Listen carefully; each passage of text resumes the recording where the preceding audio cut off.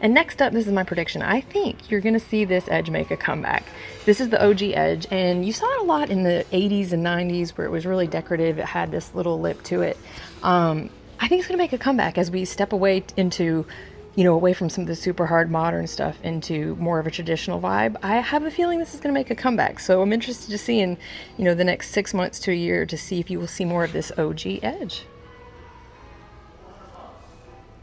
Okay, so now that I've shown you that sort of sample spinny lazy Susan, I'm gonna go throughout Lowe's here and show you the different countertop edges that they've actually installed. They've got a few different examples, and I definitely think it'll help give you that visual.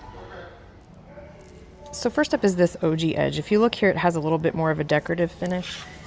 Again, we haven't seen much of this. It was pretty big in the 90s, but I think it's gonna be making a resurgence, especially for islands and different spaces where you just want it to have a little bit more character.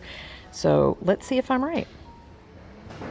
And right here we have the double radius, which again means that it's got the curve on the top and the curve on the bottom.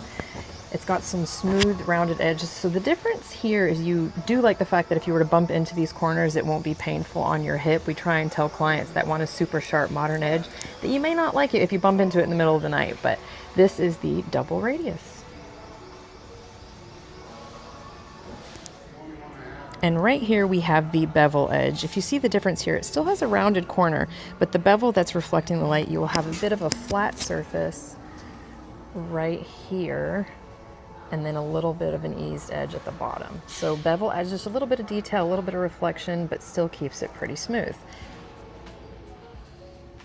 And then we are back to the eased edge. Again, this is the one that we do in just over 90% of the jobs that we do. So it has just a little bit of a rounded edge here, and the same carries through on the bottom. Okay,